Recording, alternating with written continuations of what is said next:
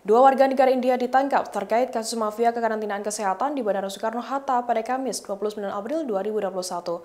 Dua warga negara India tersebut yakni berinisial MS dan juga SR yang sebelumnya sempat buron. Keduanya dikabarkan menggunakan jasa mafia kekarantinaan kesehatan untuk menghindari proses karantina.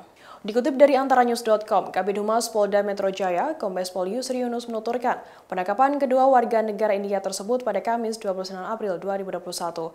Yusri menuturkan sebelumnya pihak kepolisian sudah menangkap 5 orang tersangka terkait kasus mafia kekarantinaan kesehatan dan 2 orang masih buron. 2 orang tersebut yakni MS dan SR yang ditangkap oleh pihak kepolisian pada Kamis 29 April 2021. Satu di antara keduanya ditangkap di rumah keluarganya, sementara lainnya ditangkap di sebuah hotel di Jakarta. Yusri menuturkan pihaknya tengah melakukan koordinasi sebelum melakukan pemeriksaan terhadap keduanya. Kedua warga negara India tersebut kini diminta untuk melakukan isolasi mandiri selama 14 hari di Hotel Holiday Inn. Sebelumnya pihak kepolisian telah menangkap 5 tersangka terkait kasus mafia kekarantinaan kesehatan di Bandara Soekarno-Hatta.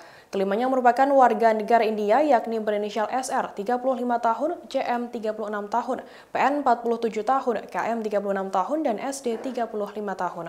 Saat warga negara India tersebut tiba di Indonesia, mereka diminta untuk mengisi formulir di database Satgas Karantina.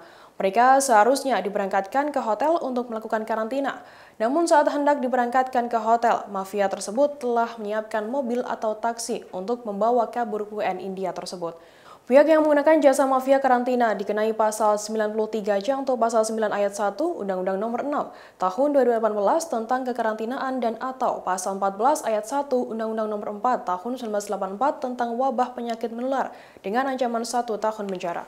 Yang menyiapkan soft dia termasuk ada di situ juga termasuk calo-calo pemain-pemain mafia, bukan mafia ya, rangkaian mereka semua ini, ya, masih kita dalami, termasuk adanya kartu pas yang didapat. Karena memang saudara S ini, tersangka yang 2 ini yang sebagai yang mengatur, ya, mulai menjemput ini memiliki kartu pas. Dia dulu memang mantan pegawai pensiunan dari pariwisata, ya, pariwisata, kemudian sudah pensiun. Tahu selak beluknya di bandara, bahkan bisa keluar. Ini kami masih mendalami, bisa keluar kartu pasnya. Ya, walaupun kita tidak lakukan penahanan karena tersangkut dipersangkakan di Undang-Undang Karantina Kesehatan dan Wabah Penyakit yang ancamannya adalah 1 tahun penjara, ya, di bawah dari 5 tahun penjara, sehingga tidak dilakukan penahanan. Bertambah lagi, berkembang 1 tersangka lagi. Inisialnya adalah GC. GC ini yang punya peran dan juga mendapat bagian yang cukup besar dari pengeluaran atau penerimaan yang didapati oleh para tersangka-tersangka yang sebagai joki yang mengurus ini. Dari 6,5 juta yang saya sampaikan kemarin, pemberian dilakukan oleh saudara JD ini. Saudara GC ini, yang tersangka keempat ini mendapatnya 4 juta bagiannya. Apa perannya dia? Jadi di tahapan pertama saya disampaikan, tahapan pertama adalah pengecekan semua administrasi sampai dengan kesehatan, imigrasi, kemudian lolos ditentukan untuk dilakukan karantina kalau dia memang negatif atau non reaktif, menunjuk ke hotel yang sudah ditentukan sesuai dengan aturan Kemenkes, ya.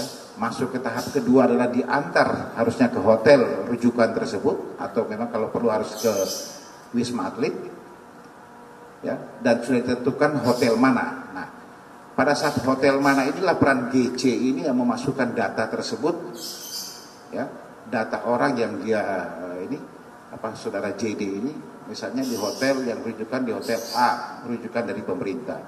Tetapi datanya saja yang masuk, orangnya tidak masuk.